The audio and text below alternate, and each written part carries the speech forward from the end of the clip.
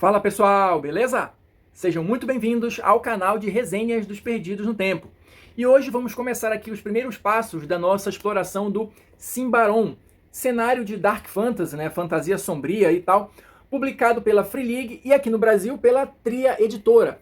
Esse cenário a gente vai explorar capítulo a capítulo aqui do livro, trazendo ou tentando identificar os pontos mais interessantes para dar aquela ideia geral para vocês de como o jogo funciona. Até esqueci de dar o aviso no vídeo passado, mas todos os nossos vídeos, todo o nosso conteúdo a respeito de Symbaroum vai ficar contido aqui nessa playlist, então quem quiser acompanhar com calma, vai estar tudo concentrado lá, e quem não quiser perder nenhum vídeo, já se inscreve aí no canal, ativa o sininho, porque toda semana vai ter vídeo novo.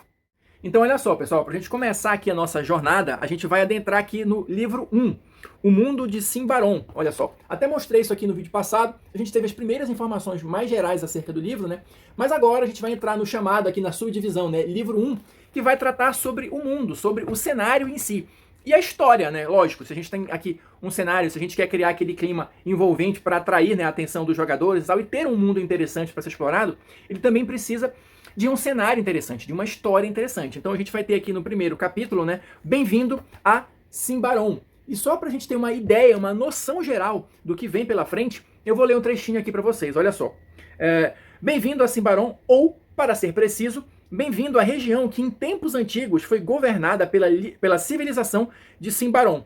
Um império que, pelo que consta, era avançado nas áreas de arquitetura, espiritualidade, ensino mágico e nas artes. Uma cultura que, sem dúvida, sofreu uma queda rápida e brutal. Ou seja, aqui a gente já vai ter o primeiro, e até onde eu consigo alcançar nesse presente momento, o mais importante mistério, né, do cenário aqui de Symbaroum, que é justamente o que aconteceu com esta dita civilização perdida.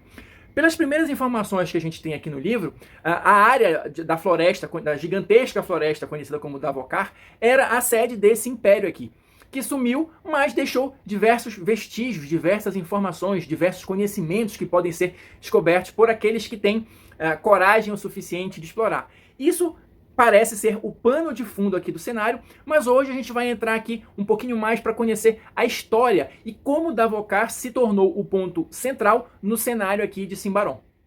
Então vamos lá, pessoal. Olha só, o livro vai começar já de cara apresentando o cenário para gente a partir dessa seção aqui, o retorno da rainha, tá? E deixa eu mostrar para vocês aqui a ilustração.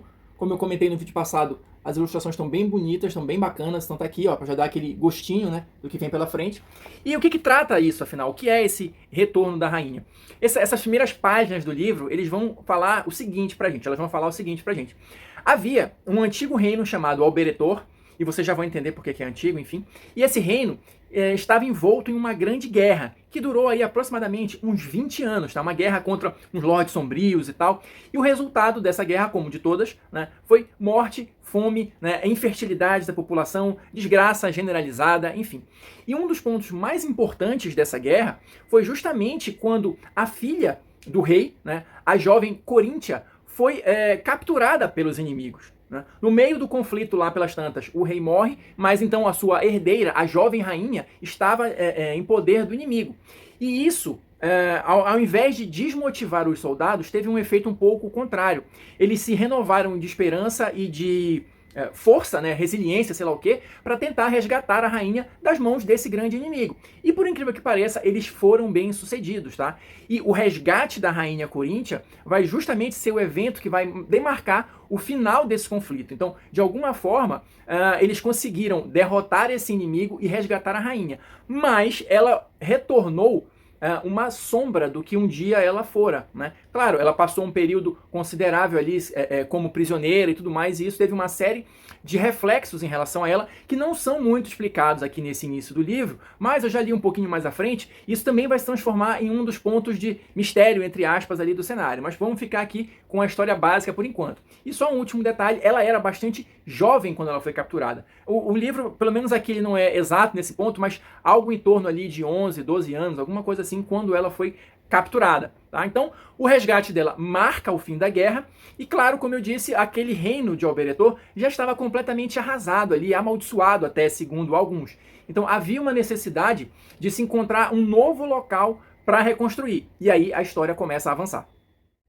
Então vamos lá, pessoal, seguindo aqui o fio da meada, o que acontece? Depois que a rainha foi resgatada e a guerra encerrou, ficou ali aquele período, né, de juntar os cacos e tal, lamber as feridas, quem tinha sobrevivido, quem tinha morrido e tal. Só que aí a rainha, a então jovem rainha Coríntia, decidiu levar o seu povo para terras mais seguras e ali reconstruir, ou melhor dizendo, fundar um novo reino. Tá? E a terra escolhida, o espaço escolhido para este novo reino, eram terras que ficam ao norte de uma cordilheira conhecida como Titãs. Então tá aqui, olha, o mapa, a gente vai ter aqui, ó, deixa eu tentar mostrar para vocês. Na beirinha aqui da página, a cordilheira, né? E esta área aqui foi escolhida pela rainha Coríntia para o seu novo reino.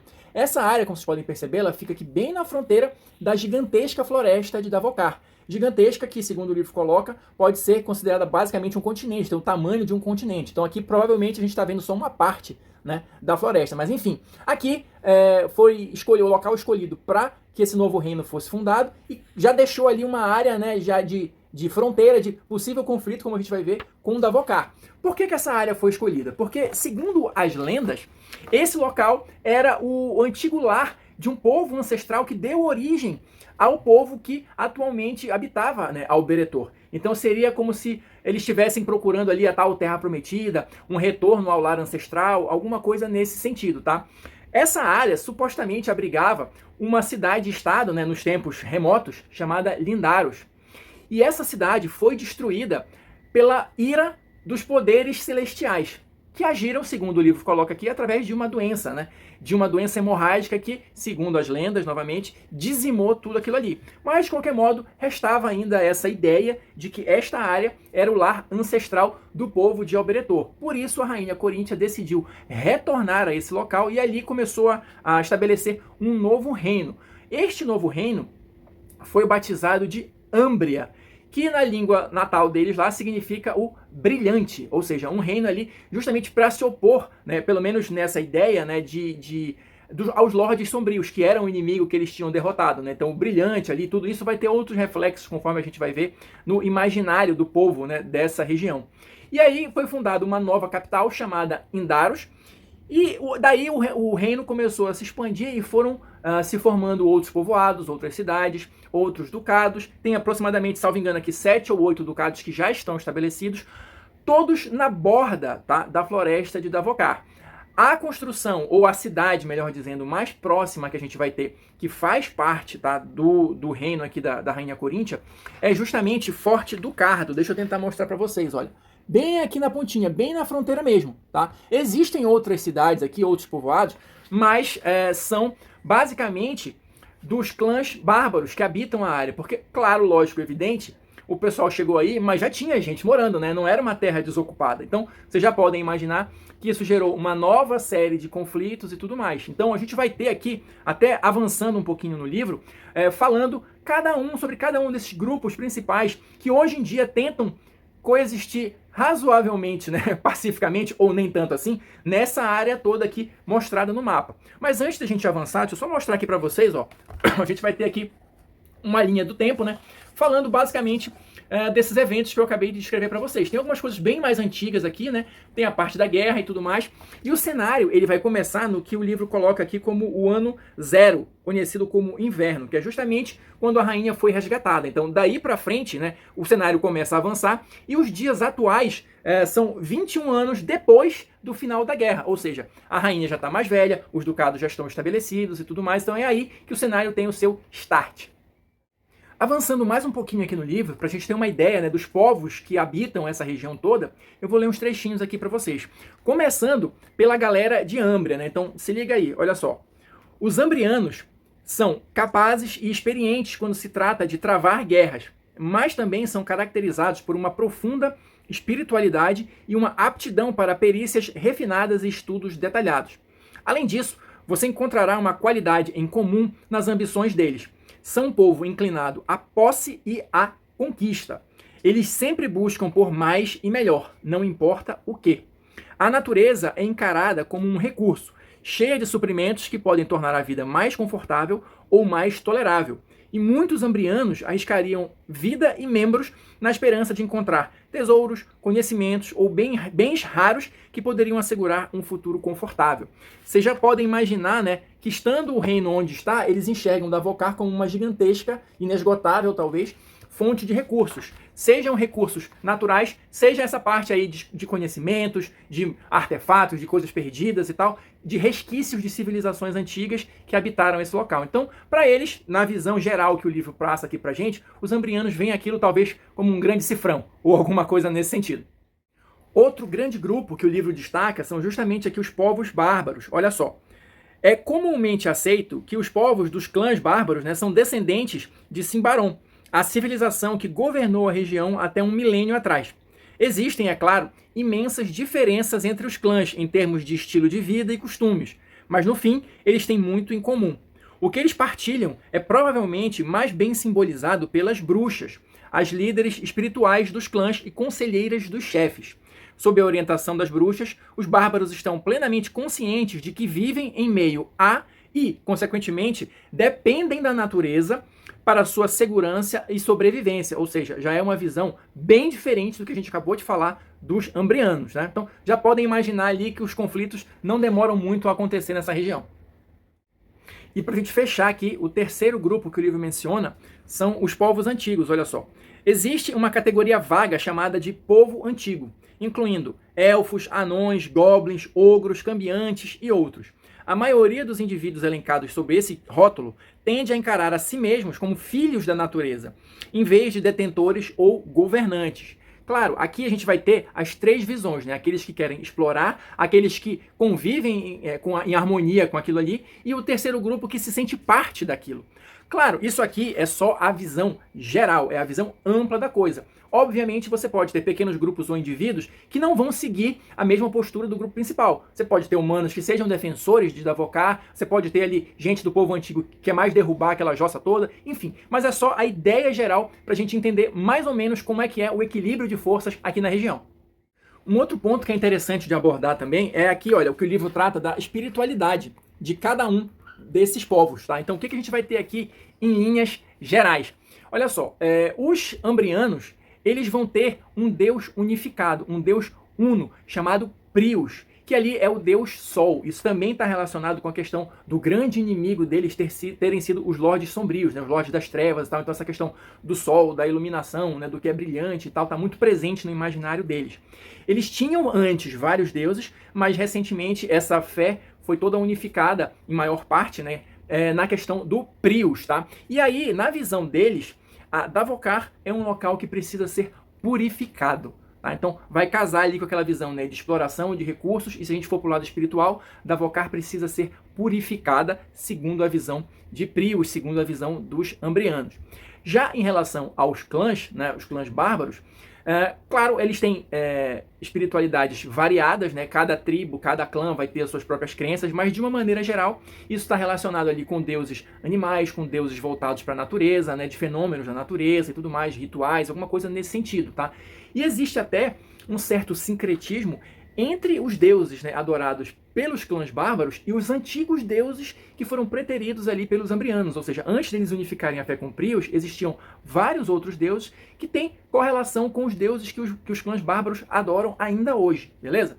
E para fechar, tem a questão dos povos antigos.